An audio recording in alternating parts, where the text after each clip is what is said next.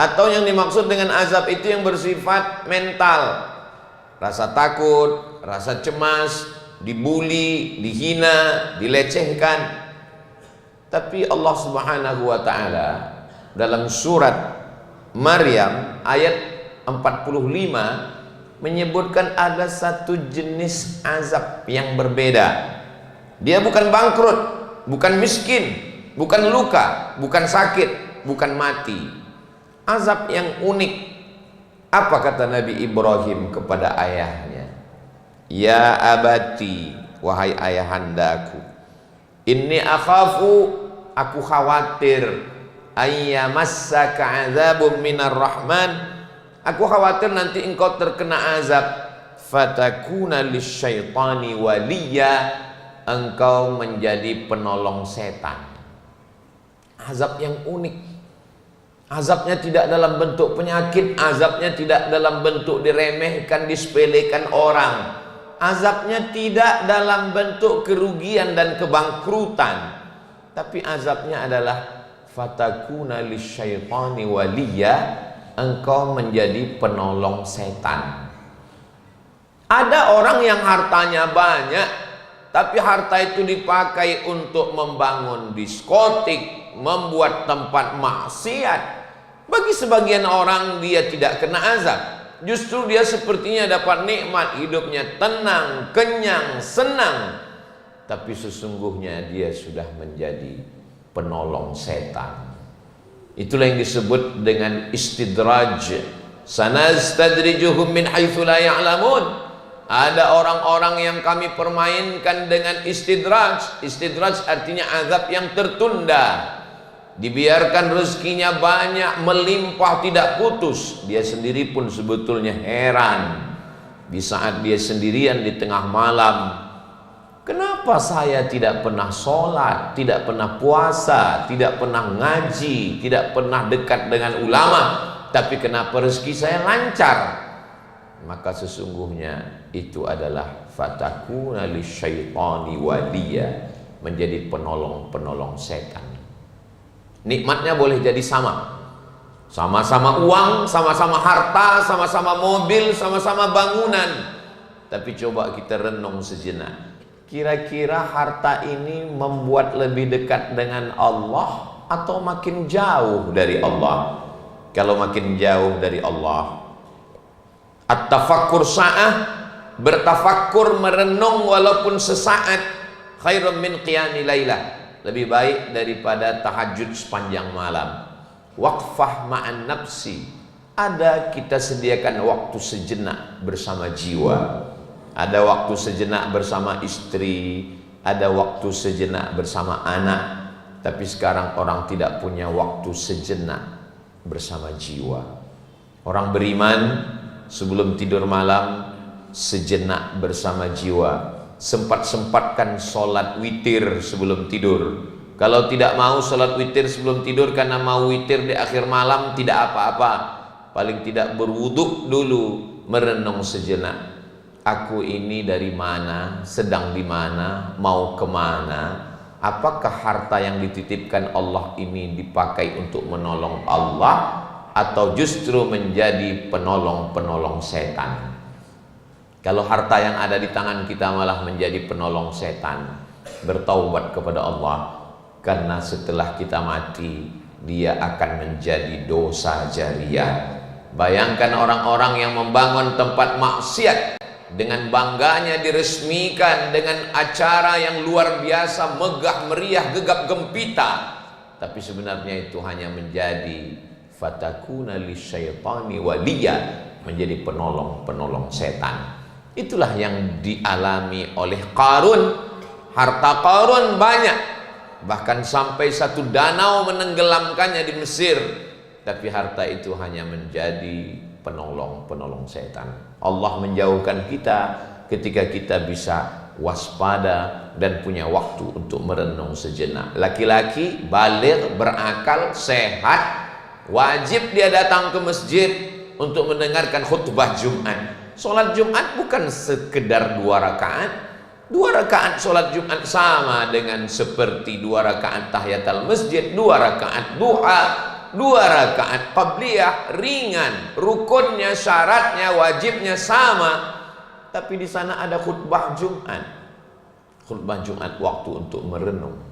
Khutbah Jumat waktu khatib mengajak kita berpikir sejenak. Apakah harta yang kumiliki ini bisa menolong aku dari azab Allah, menjadi amal jariah, menjadi pondok pesantren tempat anak fakir, yatim, miskin bisa bersekolah, menjadi tempat bernaungnya anak-anak du'afa yang tidak bisa mendapatkan pendidikan, terusir dari sekolah mahal karena tidak membayar 3 bulan uang SPP. Apakah gedung-gedung yang kita bangun itu bisa menyelamatkan kita dari azab Allah? Kalau dia hanya sekedar kemegahan, kemewahan, kebanggaan, jangan-jangan kita hanya menjadi fatakuna lisyaitani waliya, menjadi penolong-penolong setan. Apalagi yang kelihatannya nikmat tapi sebenarnya bisa menjadi azab. Jabatan, kekuasaan, tanda tangan, perizinan.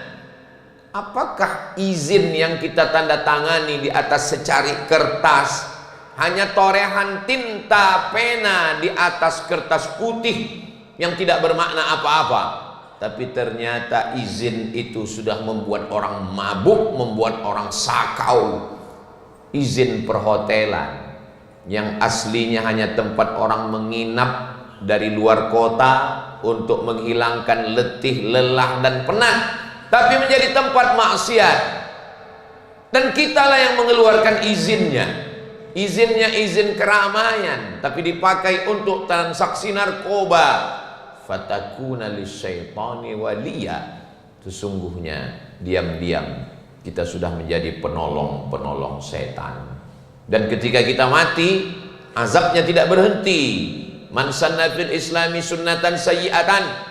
Siapa yang membuat suatu tradisi yang jelek, yang buruk, yang tidak baik, maka dosanya mengalir kepada dia sampai kapan?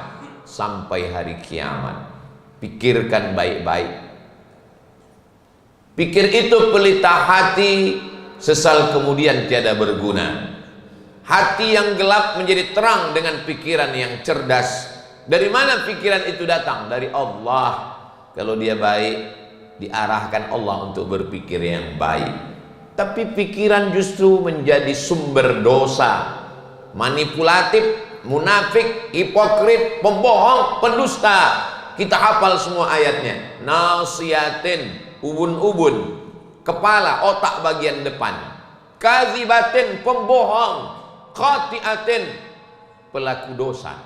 Bukankah yang berdosa itu tangan, memberikan tanda tangan? Bukankah yang berdosa itu mata, melihat yang haram? Bukankah yang berdosa itu lidah, mengatakan kata-kata yang tidak benar? Betul. Yang berdosa tangan, yang berdosa kaki. Tapi mata, telinga, tangan, dan kaki menerima perintah. Siapa yang memerintahkan? Otak. Otak yang memerintahkan. Otak bagian yang mana? Bagian depan, bagian belakang, bagian kanan, bagian kiri. Nasiyatin, ubun-ubun, otak bagian depan. Kazibatin, bohong, tipu, pencitraan. Khati'atin, buat silap, buat salah, buat dosa. Otak itu isinya apa? Isinya darah, air. Darah itu datangnya dari mana? Darah itu datangnya dari jantung yang menyemburkan darah ke seluruh tubuh. Dari jantung mengalir ke mata, dari jantung mengalir ke tangan, dari jantung mengalir ke kaki, dan dia masuk ke dalam otak. Darah itu datangnya dari mana? Darah datang dari makanan. Makanan satu piring, satu mangkok, dia berubah menjadi setetes darah, dan darah itu masuk ke dalam jantung, dan setan mengalir dalam aliran darah. Kata Nabi Muhammad sallallahu alaihi wasallam, "Asy-syaitan, setan, yajri majrad dam." Setan mengalir dalam aliran darah. Darah yang mana? Darah yang haram. Setan tidak mau masuk ke dalam darah yang halal, darah yang bersih. Ma masya Umar fajjan qattu illa masya syaitanu fajjan ghaira fajjika. Hai Umar bin Khattab, Kalau engkau lewat di suatu jalan, maka setan akan lewat di jalan yang lain. Setan tidak mau jalan di tempat yang dilewati oleh Umar bin Khattab karena kekuatan imannya, karena kebersihan darahnya. Tapi kita manusia yang penuh dengan silap, dengan khilaf, dengan salah, dengan syubhat, keraguan-raguan, samar. Kulu, makanlah min thayyibat, yang baik-baik. Kita berikan makanan yang halal untuk anak kita, supaya dia berubah menjadi setetes darah yang masuk ke dalam jantungnya. Dari jantung itu mengalir ke kepalanya, sehingga kepalanya bersih. Anak istri di rumah yang tidak tahu apa-apa, mereka manusia yang lugu, jujur, hijau, mereka dirusak oleh kepala rumah tangga.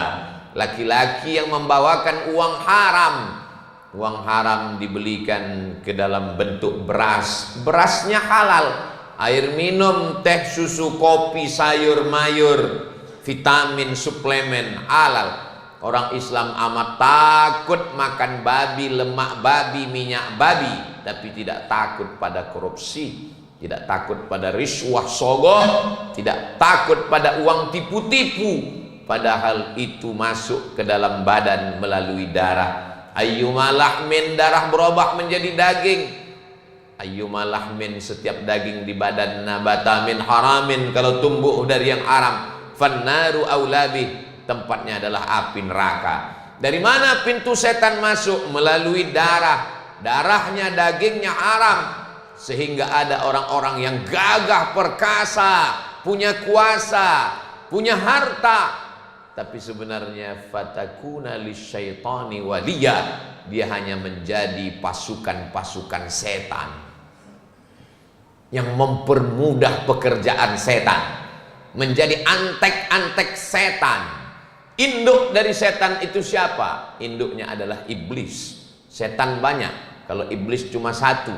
Dialah induk dari segalanya, dan dia punya pasukan-pasukan bernama setan. Dan setan itu terbagi menjadi dua, syayatinul jinni wal insi. Ada setan dari kalangan jin, dan ada setan dari kalangan insi, dari kalangan manusia. Selama ini kita membaca ayat kursi untuk mengusir setan, membaca ta'awuz, a'udzubillah, mengusir setan. Rupa-rupanya ada setan yang hafal ayat kursi dan hafal surah Yasin, berbentuk manusia, tapi sudah menjadi fatakuna lisyaitani waliya, sudah menjadi pasukan-pasukan setan yang permudah urusan setan, yang melancarkan urusan setan, sehingga setan itu sendiri pun merasa tidak terlalu setan lagi melihat manusia yang sudah kesetanan. Sehingga ayat-ayat yang dibaca, Allahu la ilaha illa huwal hayyul qayyum, a'udzubillahi minasyaitonir rajim, dikatakan tidak manjur. Bukan tidak manjur, ayatnya memang datang dari Allah, tapi yang membacanya adalah setan. Dibacakan oleh setan, maka tidak akan memberikan apa-apa kepada setan, karena sesama setan tidak akan mungkin menghalau setan. Barakallahu li wa lakum fil Qur'anil azim, wa nafa'ani wa iyyakum minal ayati wa dzikril hakim, wa taqabbala minni wa minkum tilawatahu innahu huwal ghafurur rahim.